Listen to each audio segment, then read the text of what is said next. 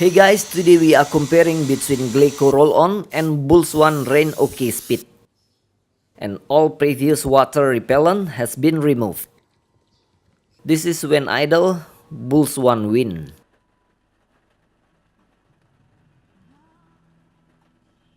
But when I use wipers the day after, it's no longer beating like it was.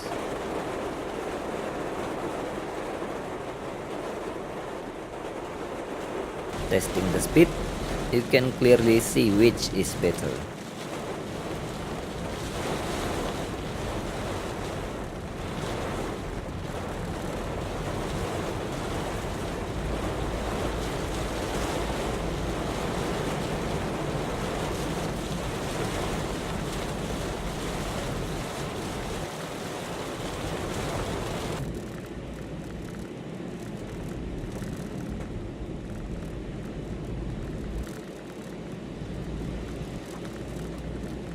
$40, $50, $60,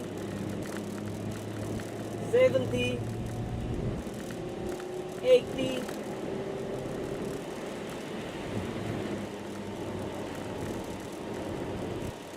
This is wash 4 days later.